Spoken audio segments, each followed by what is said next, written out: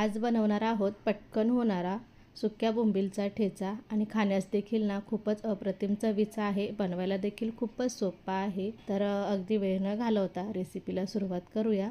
तर नमस्ते, संध्यास किचनमध्ये आपलं स्वागत आहे। आज आपण बनवणार आहोत सुक्या बोंबीलचा ठेचा। तर इथे मी घेतली आहे मुठभर कोथिंबीर, एक कच्ची कैरी आणि मिरच्या घेतलेल्या आहेत, लसूण पाकळ्या आणि चवीपुरतं मीठ। आणि इथे ना मी बोंबील घेतलेले आहेत, सुके बोंबील आहेत ते 10 ते 12 आहेत। तर साफ करून घेणार आहोत। बोंबीलचा ना तोंडाचा आणि शेपटाचा भाग काढून सर्व बोंबील व्यवस्थित साफ करून घेणार आहे आणि त्याचे लहान असे तुकडे करून घेणार आहे। तर यापूर्वी देखील ना मी सुके बोंबील कशी साफ करायची आणि स्वच्छ धुवून घेण्याची योग्य पद्धत काय, ही सर्वांना सविस्तर माहिती मी त्या व्हिडिओमध्ये दिलेली आहे। तर तुम्ही ना नक्की पहा। सुक्या बोंबीलची मसाला भाजी आहे असा व्हिडिओ तर तुम्ही पाहू शकता।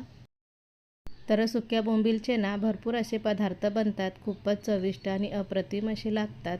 तर त्यातलाच हा एक पदार्थ आहे सुक्या बोंबीलचा ठेचा। पटकनही होतो आणि चवीला देखील ना अप्रतिम होतो आणि पोटभरीचा आहे। तर पहा, असे छोटे छोटे तुकडे करून घेतलेले आहेत। तर तुम्ही आवडीप्रमाणे लहान मोठे करून घेऊ शकता। तर मी ना आता अशाच पद्धतीने बाकीचे सगळे बोंबील आहेत ना करून घेतलेले आहेत। तर आता ना स्वच्छ धुवून घेणार आहे।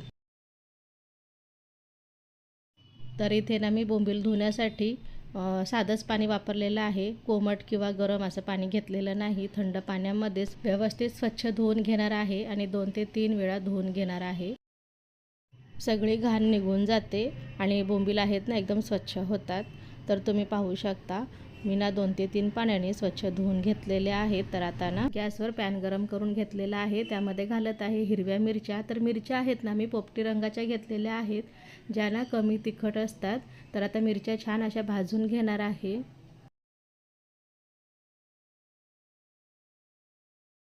तर मिरच्या आहेत ना अर्ध्या भाजून घेतलेल्या आहेत। आता यामध्ये घालत आहे 1 चमचा तेल। तेल घातल्याच्या नंतर छान अशा मिरच्या भाजून घेणार आहे आणि गॅस आहे ना कमी ते मध्यम ठेवलेला आहे। तर मिरच्या भाजून झालेल्या आहेत। तर यामध्ये घालत आहे लसूण। तर लसूण आहे ना मी 7 ते 8 लसणाच्या पाकळ्या घालून छान आता ना भाजून घेणार आहे तेलामध्ये। तर सर्व लसूण आणि मिरची आहे ना व्यवस्थित अशी भाजून झालेली आहे। तर बाजूला काढून घेते आणि थंड करायला ठेवते। तर इथे पॅनमध्ये तेल गरम करून घेतलेलं आहे आणि त्याच तेलामध्ये ना बोंबील घातलेले आहेत। तर बोंबील भाजते वेळेस ना गॅस आहे तो एकदम कमी ते मध्यम ठेवून छान अशा खरपूस रंगावर भाजून घ्यायचे आहेत। तर पहा, मस्त असे ना बोंबील भाजून घेतलेले आहेत। बोंबील असे छान भाजले ना तर ठेच्यामध्ये खूपच छान चव उतरते त्याची। तर हे बोंबील आहेत ना मी आता बाजूला काढून घेते आणि थंड करायला ठेवणार आहे। तर इथे ना मी मिक्सरचं भांडं घेतलेलं आहे, त्यामध्ये भाजून घेतलेले लसूण, हिरवी मिरची आणि बोंबील घालून तर यावर ना घालते मस्त कच्ची कैरी कापून घेतलेली आहे। वरची सालं आहेत ना हिरवी ती काढून घेतलेली आहेत आणि मुठभर कोथिंबीर घालून वर चवीपुरतं मीठ घालत आहे। तर हे वाटण आहे ना आता छान असं दरदरीत वाटून घेणार आहे। तर पहा, मस्त असं वाटण तयार झालेलं आहे। ठेचा आहे ना मस्त असं वाटून घेतलेला आहे। तर अगदी बारीक अशी पेस्ट केलेली नाही, छान असं दरदरीत वाटून घेतलेला आहे। तर हा ठेचा आहे ना तुम्ही कशासोबतही खाऊ शकता, तांदळाच्या भाकरीसोबत, चपाती किंवा डाळ भातासोबत किंवा ज्वारीच्या भाकरीसोबत खूप छान लागते।